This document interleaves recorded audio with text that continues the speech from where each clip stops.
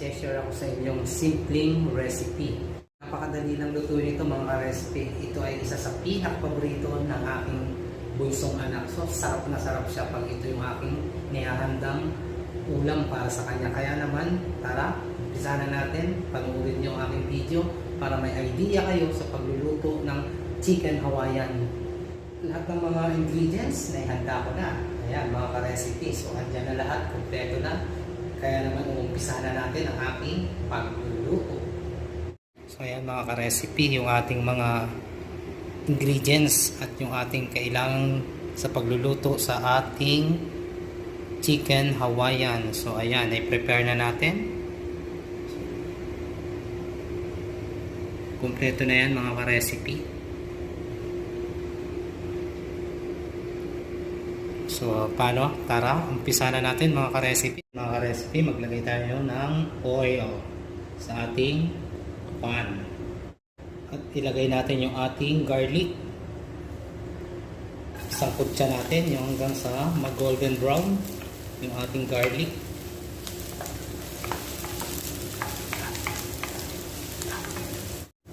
Yan mga ka-recipe, pagka golden brown na yung ating garlic, sunod natin yung ating white onion. May white onion tayo mga ka-recipe. White onion yung aking ginamit sa paggigisa.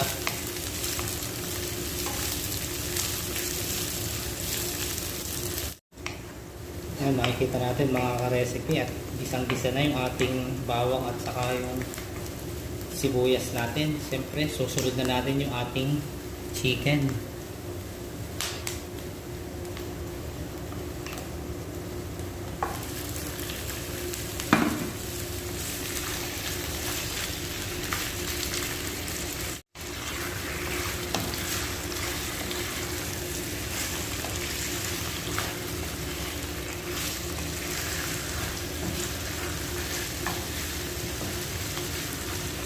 At siyempre, patis fish sauce palalasahan natin mga ka-recipe.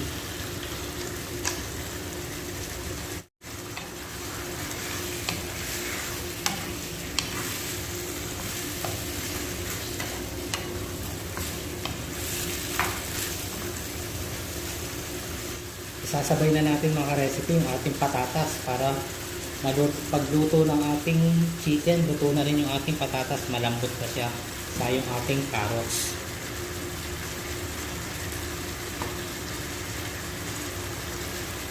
Sabay na natin yan mga ka-recipe.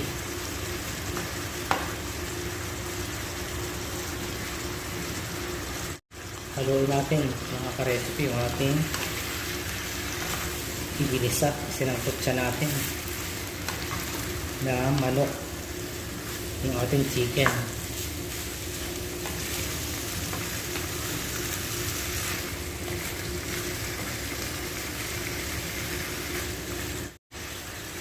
Lalagyan natin ng water mga ka-recipe para lumambot yung ating chicken at saka yung ating patatas at saka yung carrots natin.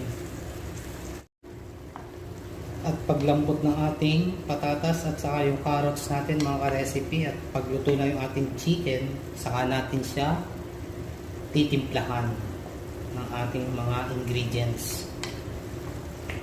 Antayin natin siyang maluto yung ating chicken mga ka-recipe. At ayan mga ka-recipe, ilalagay na natin yung ating gatas, yung evap milk. So pwede na natin ilagay. So ayan mga ka-recipe, evap milk, isang lata yung aking ginamit, ang ating gagamitin.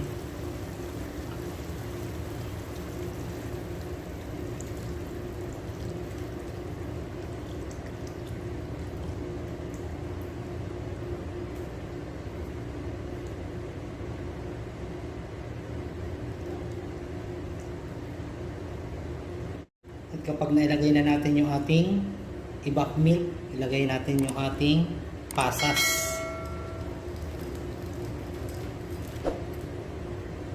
Sunod natin yung ating granules na black pepper.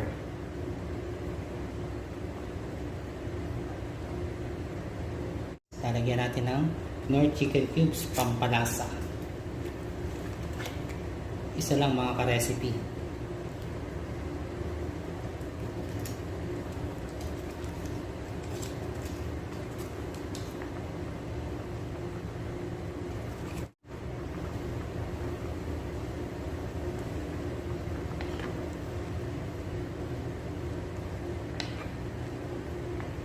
Haluin lang natin mga ka-recipe para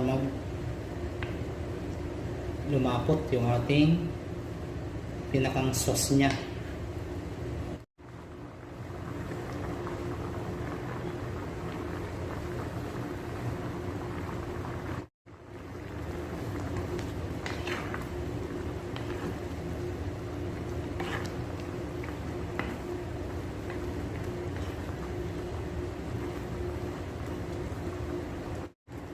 Ihulog na natin mga recipe yung ating bell pepper.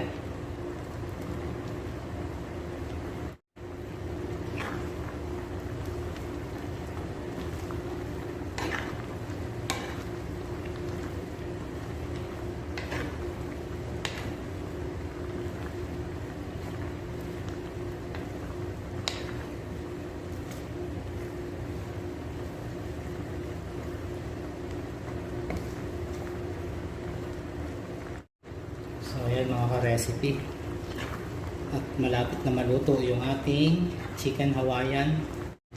Para sa akin mga ka-recipe, yung kanyang lasa, kontento na ako doon. Depende yung mga ka-recipe sa inyo kung anong gusto, may pwede pa kayong additional, nasa sa inyo yan mga ka-recipe. Pero yung ingredients kong inilagay, yung pang tinimpla ko, kontento na ako doon mga ka-recipe. So paano?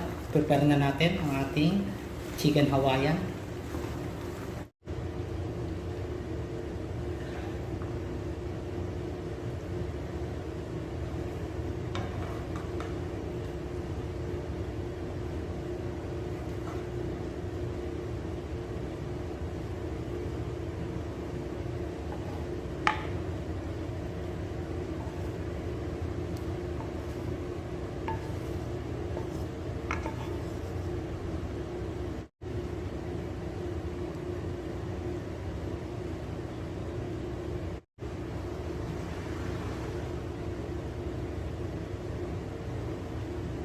At kung nagustuhan nyo ang ating recipe for today, ang ating chicken Hawaiian, don't forget like, share, at comment, at subscribe.